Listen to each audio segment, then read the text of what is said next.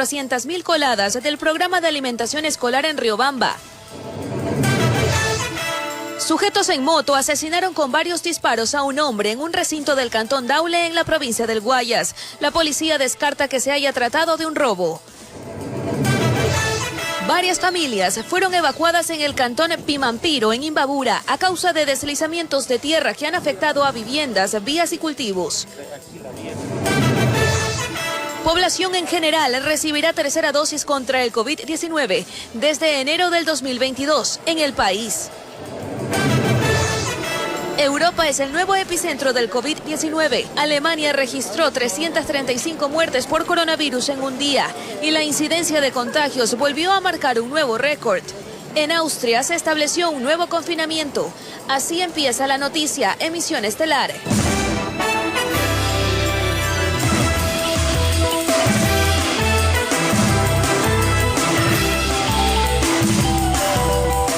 Queridos amigos, qué gusto que nos acompañen. Bienvenidos a la presente emisión informativa. Analí, muy buenas noches. ¿Cómo estás, Adriana y amables televidentes? Empezamos de inmediato. Y presten mucha atención porque encuentran alimentos escolares caducados en 2 galpones en Riobamba, provincia de Chimborazo. La Agencia Nacional de Regulación, Control y Vigilancia Sanitaria realizará un informe que entregará a Contraloría y Fiscalía para que se inicien las investigaciones del caso y determinar responsabilidades. El cuadro era impresionante. Miles de cajas llenas de paquetes de galletas y fundas de coladas con el logotipo del Ministerio de Educación que formaban parte del alimento escolar y hacían embodegadas en 2 galpones ubicados en el Parque Industrial de Riobamba, donde la Agencia Nacional de Regulación y Control Sanitario ARSA evidenció que habían roedores muertos por doquier, veneno entre los productos que fueron consumidos por ratas y palomas. Se ha ordenado inmediatamente el deserrajamiento y también el lanzamiento de los bienes, pero por lo tanto al existir bienes que son de consumo humano nosotros no podríamos dejar que estos bienes pasen directamente a un botadero de basura o un vertedero de basura. Venían de vez en cuando con los inspectores, yo no sé, del Ministerio de Salud Pública o de Educación, hacer las inspecciones que esté correctamente guardado y nosotros pensábamos que estaba bien todo. En las etiquetas se puede evidenciar que el producto fue elaborado en el 2016 y se caducó en el 2017, es decir, se estaría hablando que los contratos para la adquisición y repartición del alimento escolar lo hicieron en la época de Correa.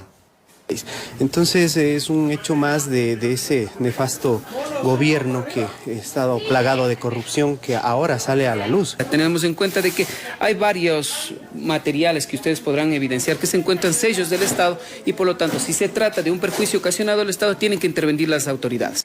Se contabilizan al menos 1 millón de unidades en galletas y más de 400.000 fundas de 1 kilo de coladas, cuyo perjuicio sería de al menos unos $600.000.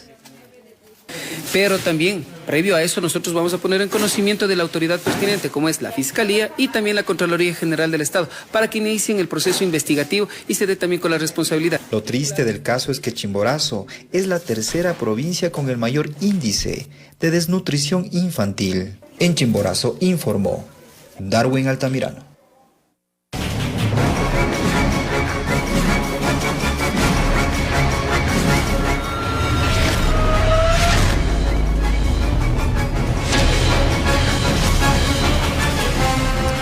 Hallan el cuerpo de un recién nacido en un basurero en el sur de Guayaquil. Los detalles de inmediato.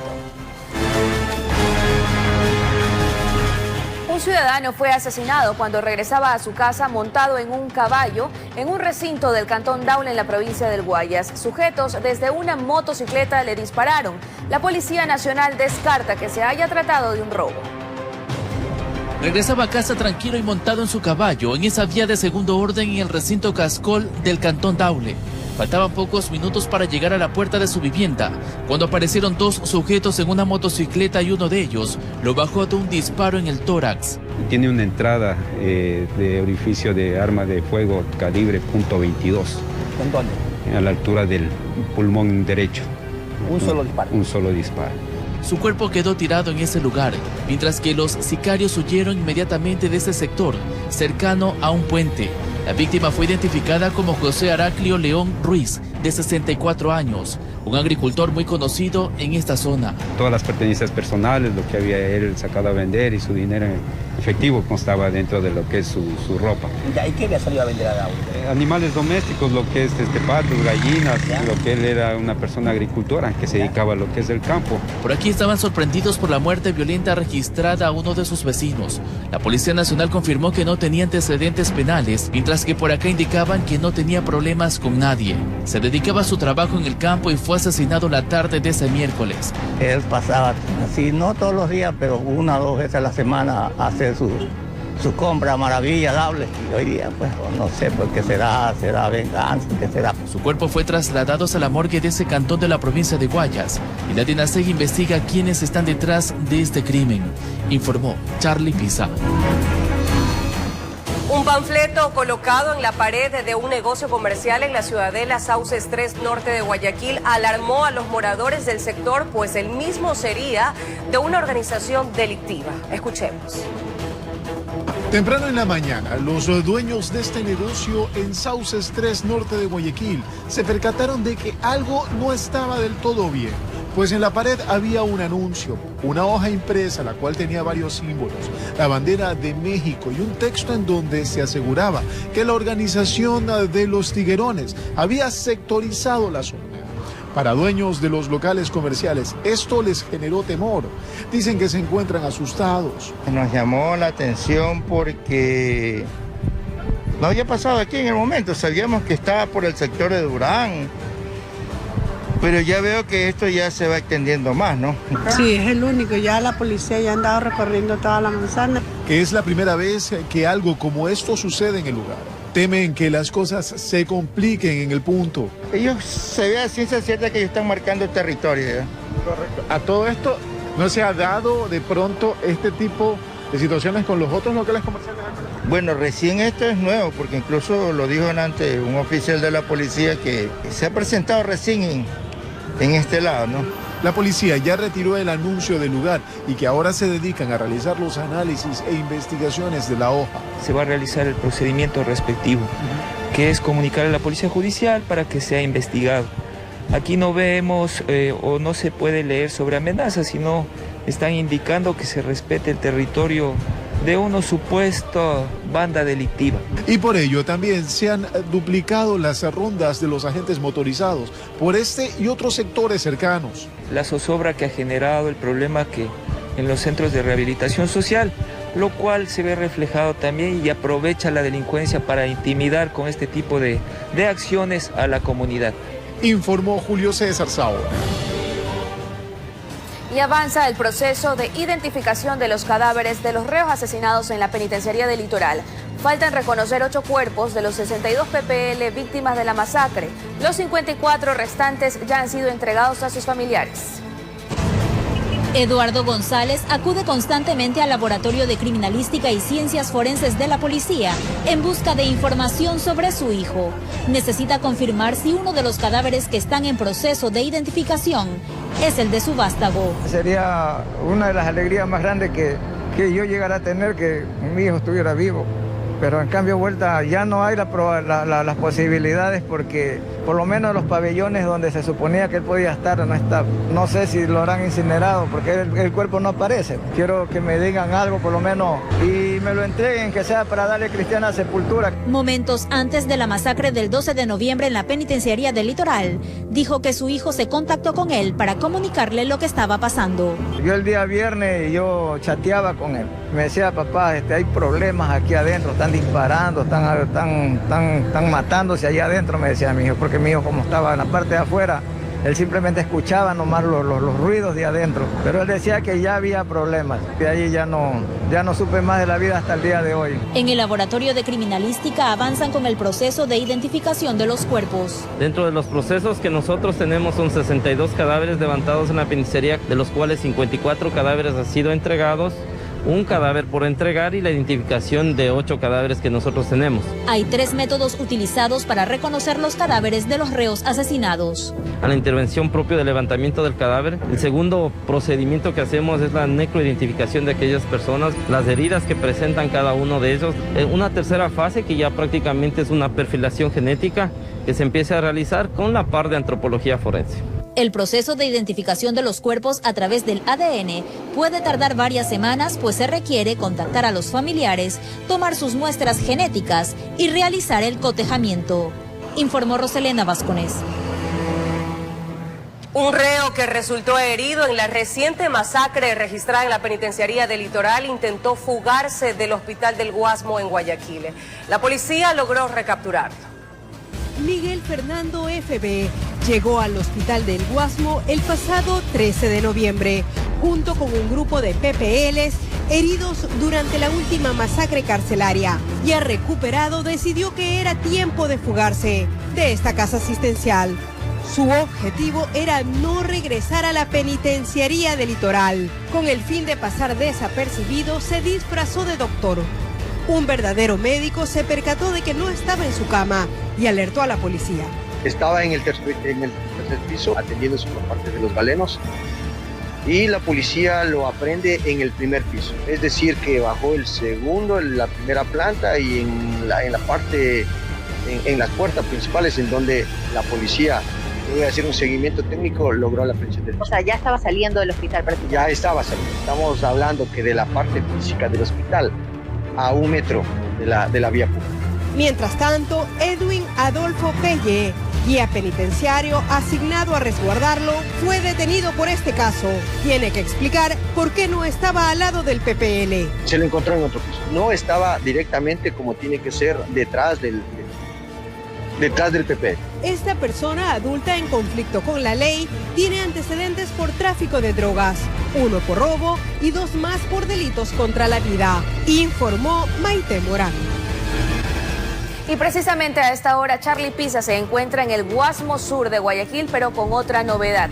¿Qué ocurrió en este punto de la urbe porteña? Charlie, así es, Adrián, amigos televidentes, buenas noches. Hace pocos minutos se acaba de retirar la Policía Nacional en conjunto con la Unidad de Criminalística, luego de retirar de la calzada al exterior de una de las viviendas aquí donde nos encontramos, en la cooperativa Carlos Castro 12 en el sur de Guayaquil, donde encontraron 2 indicios balísticos de sujetos que aparecieron en una motocicleta, vieron a personas que estaban en el exterior de aquella casa y comenzaron a dispararles. Afortunadamente no hubo personas heridas y lo que indican, según testigos, personas que ya a esa hora de la noche, pero por seguridad, prefirieron esconderse y hablar o dar algún detalle detrás de las ventanas, es que estas personas que estaban paradas en el exterior de la vivienda se salvaron de morir. Los supuestos sicarios huyeron por uno de estos callejones del sur de la ciudad. La policía ha comenzado a realizar algunas investigaciones, verificaciones, y se retiraron hace pocos minutos los patrulleros y están también averiguando quiénes están detrás de esta tentativa de asesinato que se ha registrado en el sur de Guayaquil, en la cooperativa Carlos Castro 2, donde nosotros nos encontramos, donde hace pocos minutos retiraron 2 indicios balísticos. Afortunadamente 2 jóvenes que se encontraban en el exterior de aquella casa se salvaron de ser asesinados a esta hora de la noche, donde estamos a las 22 horas con 13 minutos. Nosotros, si tenemos mayores detalles, también les informaremos en pocos instantes. Adelante, compañeros. Gracias, Charlie. Nosotros permanecemos muy atentos. Cambiamos de noticia y nos vamos con algo positivo. En enero del 2022, el gobierno iniciará la vacunación de una tercera dosis contra el coronavirus para toda la población. En un encuentro virtual, la ministra de Salud se refirió también a los protocolos de control para la reapertura de la frontera con Colombia. Buenas noticias para los ecuatorianos. Toda la población recibirá una tercera dosis de refuerzo de la vacuna contra el COVID-19.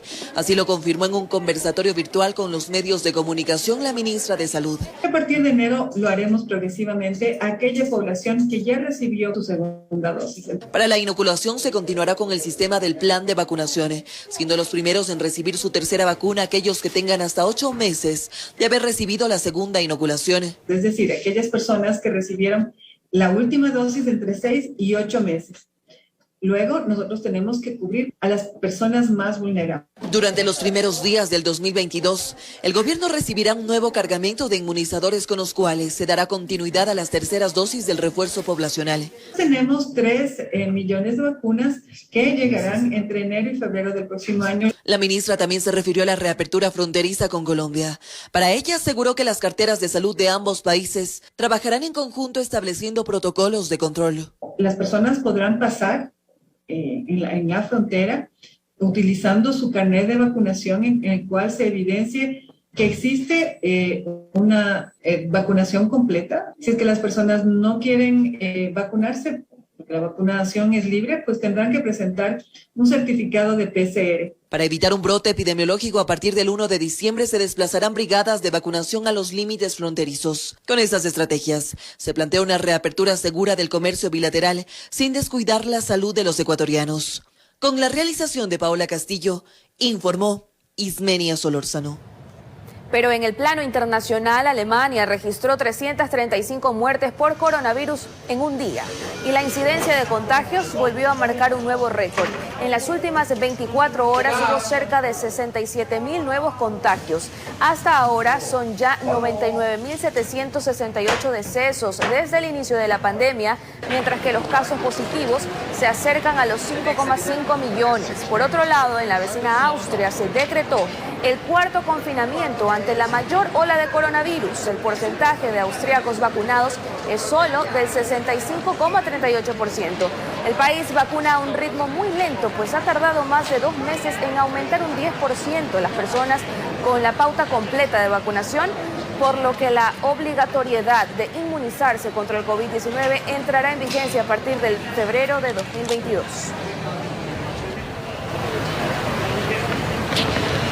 De regreso con temas locales, el representante de la Federación de Transportistas Urbanos de Guayas descarta aumentar la paralización del servicio y califica como fracaso las 2 reuniones mantenidas con delegados de la alcaldesa de Guayaquil, Cynthia Viteri, en busca del aumento del valor del pasaje.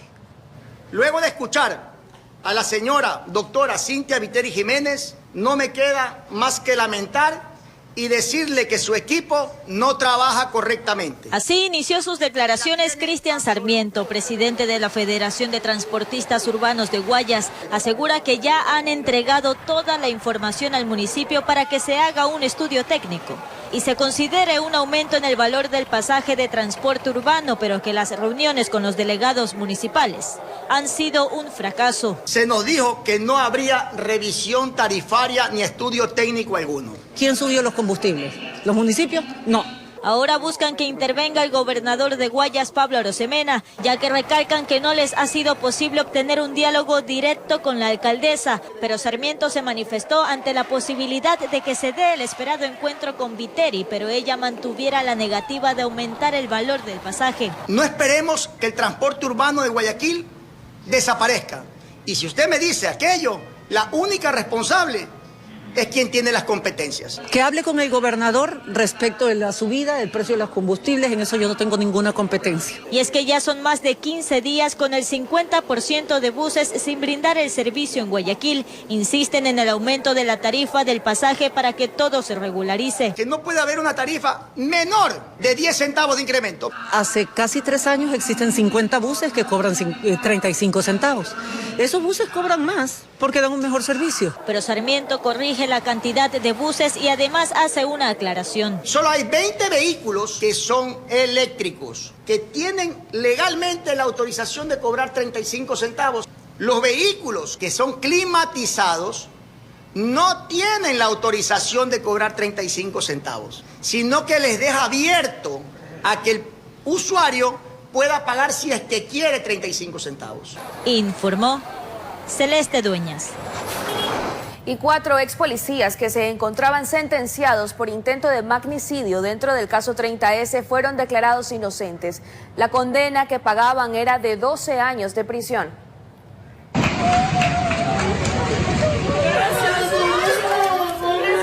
Este hombre a quien observa en pantalla es el ex policía Luis Guanotásiga. Él, conjuntamente con 3 compañeros que también eran de la Policía Nacional, fueron declarados inocentes del delito de tentativa de magnicidio.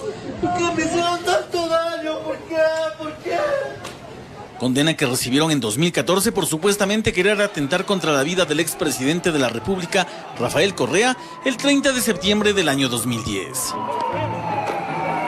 Conocido el fallo de los jueces de la Corte Nacional de Justicia, quienes llevaron adelante la audiencia de revisión del caso de los exuniformados, varios de los procesados se mostraron contentos de saber que fueron declarados inocentes. Se hizo. Los inocentes siempre buscamos inocencia. Y así es. Nunca más.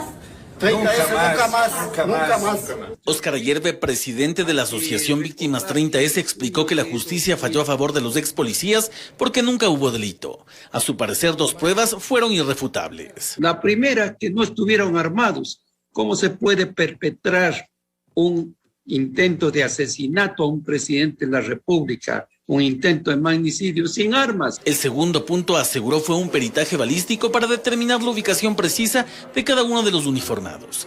Esto habría concluido que no existió posibilidad de atentar contra la vida del expresidente Rafael Correa. Por ejemplo, Jesús Getacama nunca estuvo en el escenario. Luis Guanotaxi, Eduardo Mullo y Giovanni Lazo, en el supuesto no consentido, que hubieran tenido fusiles automáticos con rayos láser de última tecnología y hubieran intentado disparar a Rafael Correa, no tenían fuego de tiro, es decir, no tenían el ángulo que permita que la bala disparada llegue al objetivo. Según la asociación liderada por Ayerbe, 156 procesados por diferentes delitos relacionados con el 30S han sido declarados inocentes desde el 2018 a la fecha.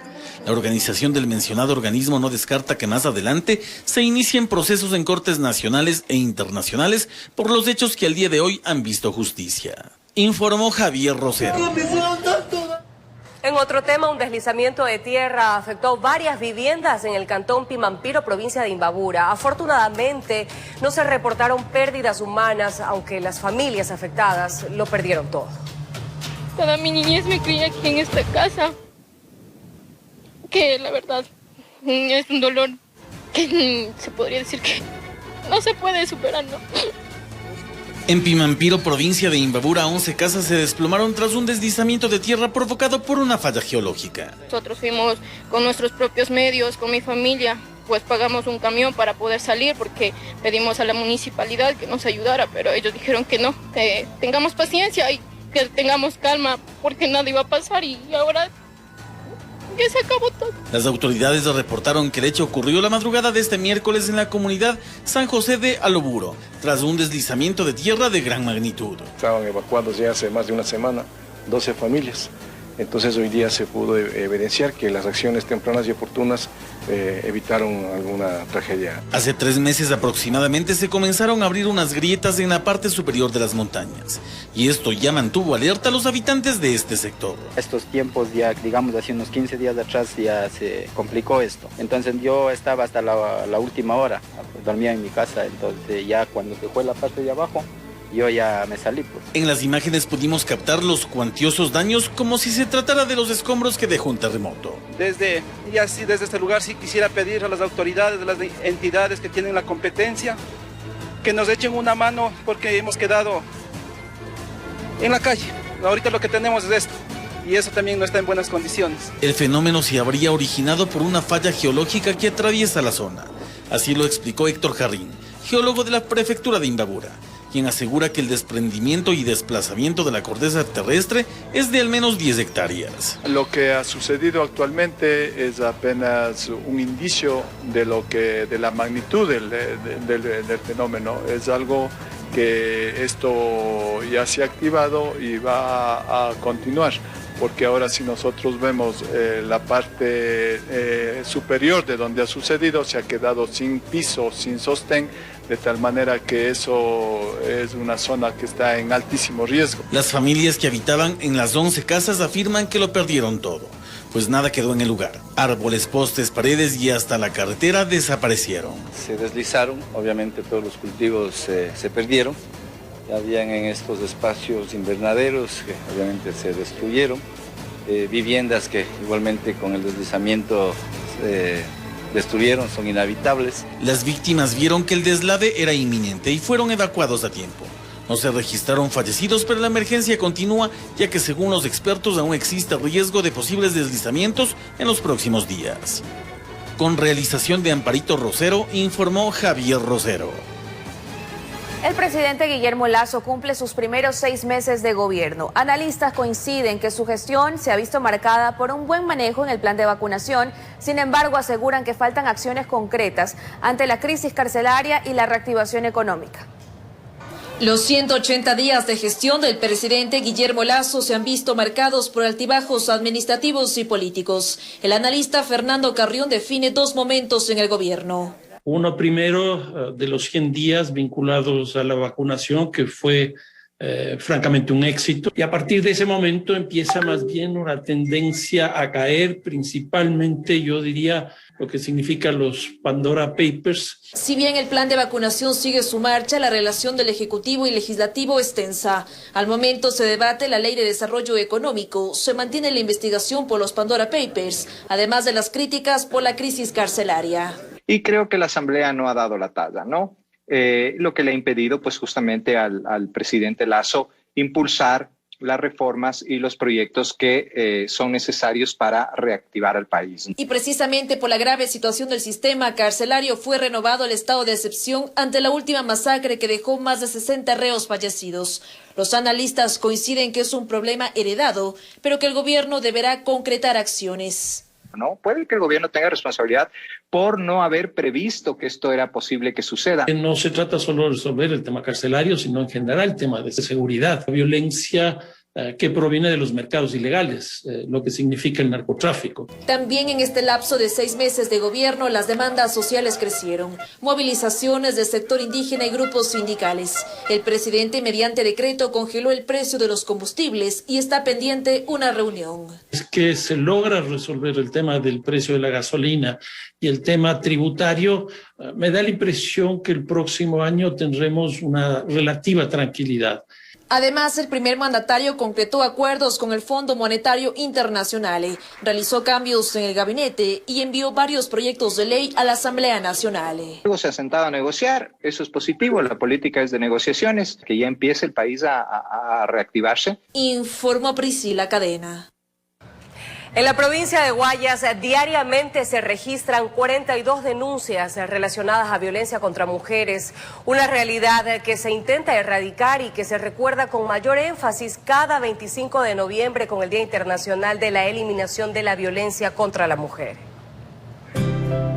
La Organización de las Naciones Unidas promueve cada 25 de noviembre el Día Internacional de la Eliminación de la Violencia contra la Mujer, también conocido como Día Naranja, color escogido por ellos como representación de un futuro más brillante y libre de violencia contra mujeres y niñas. Los agresores pueden ser desde familiares, amigos o como en el caso de Isabela Núquez, quien fue víctima de su expareja durante 7 años con violencia sexual digital. La explotación de material sexual por las redes sociales sin consentimiento. 3 años antes quise denunciar, pero realmente un policía no me quiso ayudar. Siempre va a haber un servidor público que ni está ni preparado y que tiene una indiferencia vergonzosa. Isabela denunció en el 2019, pero hasta la presente fecha su victimario aún no recibe una sentencia y está en libertad, con las famosas medidas sustitutivas. Por cosas así y por miedo, muchas víctimas abandonan el proceso. Hay que reconocer a la función judicial que tiene unidades especializadas, que en el mismo lugar está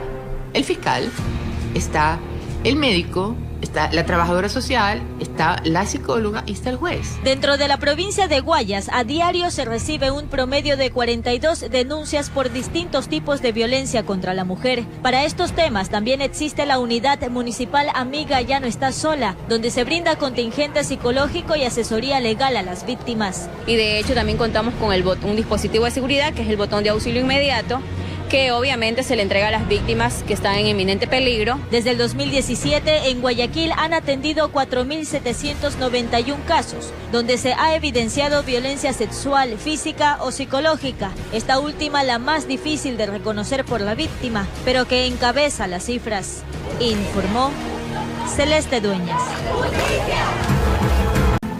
Continuamos con más noticias. Hallan el cuerpo de un neonato en medio de la basura en la ciudadela Los Esteros, sur de Guayaquil. El hecho alarmó a los moradores del sector, que dieron aviso a las autoridades.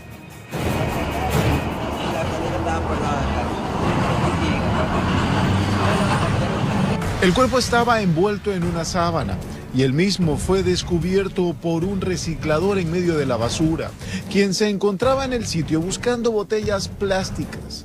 Esto hizo que se diera el aviso a la policía, la cual llegó rápidamente para empezar con el proceso debido. De inmediato, los primeros detalles de lo encontrado. A primera vista se logra visualizar un neonato aparentemente recién nacido abandonado en la vía pública, por lo que se llama a la ambulancia inmediatamente y asimismo a las unidades especializadas de la policía para que verifiquen esta novedad. Todo ocurrió en el sector de Los Esteros, en el sur de Guayaquil. De ahí que fue trasladado hasta el edificio de ciencias forenses para su respectivo análisis, que tanto moradores del sitio como recicladores agotaron que casi este tipo de hechos no ocurren en la zona. Nos percatamos que el bebé estaba fallecido, pues ya estaba moradito. Y sí, un bebé recién nacido con todo, placenta, con cordón umbilical. Y lo habían venido a dejar botado recién nomás, una pareja bien.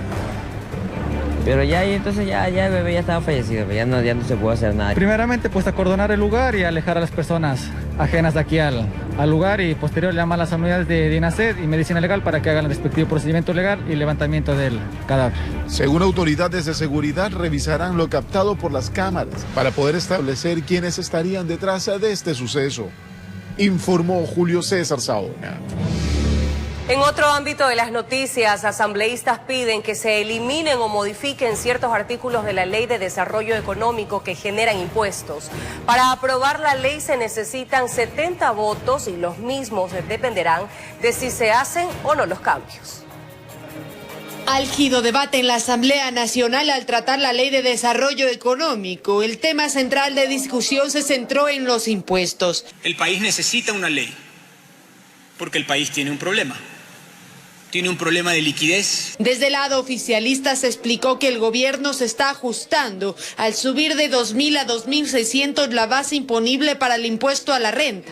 Que ningún ecuatoriano que gane menos de $2.600 al mes va a ser tocado por esta reforma. Pero para algunos asambleístas este proyecto de ley no es del todo justo. Mientras nosotros estamos debatiendo el tema de renta, el tema de impuesto al patrimonio, por otro lado, en la reforma nos están metiendo una serie de medidas que evitan precisamente que se recaude, beneficiando a quienes, a determinados sectores poderosos, mientras le estamos cargando una factura a la clase media y a la clase trabajadora. Lo beneficioso para el país es que no tengamos más impuestos, eso es lo fundamental.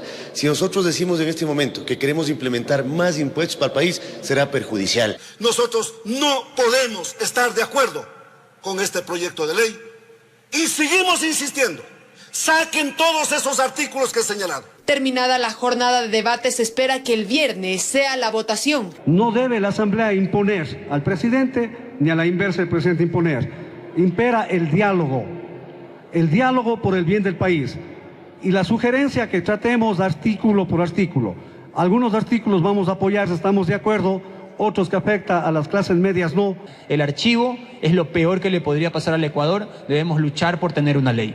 Para que esta ley se apruebe se necesitan 70 votos, que aún están en cabildeo, informó Valeria Navarro. Pacientes, familiares y representantes de la Fundación Jóvenes contra el Cáncer realizaron un plantón en los exteriores del Palacio Presidencial. Solicitan la renovación urgente del convenio social con el MIES, ya que informaron que sus trabajadores llevan 11 meses sin pagos. La labor loable que por más de 10 años la Fundación Jóvenes contra el Cáncer ha realizado en el país estaría en riesgo de seguir desarrollándose, debido a que por varios meses no han podido renovar el convenio que la entidad tiene con el Ministerio de Inclusión Social. Sabemos que es un problema del gobierno anterior, que no suscribió un convenio. Pero ¿eso qué implica? Que no les paguen 11 meses a 2 psicólogos, una trabajadora social y un técnico. Gustavo Dávila, director de la fundación, explicó que este convenio le permite pagar los sueldos de 4 profesionales y la entrega de 40 kits alimenticios que sirven para atender a los guerreros de cáncer que son de escasos recursos. Estamos conscientes que las autoridades tienen ya 6 meses en el cargo y es importante solucionarlo eso, porque si no se cierra la fundación. ¿Y quién puede atender a toda esa población vulnerable? Expresaron que debido a la asistencia integral que la Fundación brinda, es importante la presencia de los especialistas para trabajar las afectaciones que el cáncer ocasiona, no solo en los pacientes, sino en su entorno directo. Lo que la Fundación Jóvenes contra el Cáncer ofrece principalmente es esta ayuda psicológica, y no solo al guerrero, sino a la familia, porque todos venimos afectados por este diagnóstico. De parte de la Fundación, mi hijo y mi familia hemos recibido todo el apoyo psicológico, en víveres y en todo. Y si la fundación se cierra, todo el apoyo que recibimos, todo esto se va a perder.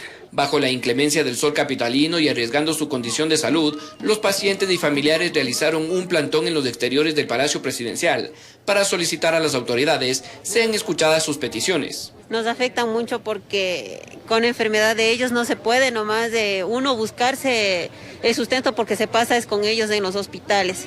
Entonces, con la ayuda que nos daban de los kits, con eso podíamos subsistir y tenerles a ellos. Luego de varias consignas y solicitudes, una comitiva de la Fundación fue recibida por voceros de la Presidencia para conocer su problemática. Informó Mauricio Sánchez. 22:42 y Charlie Pisa con un nuevo reporte en vivo y en directo. Charlie.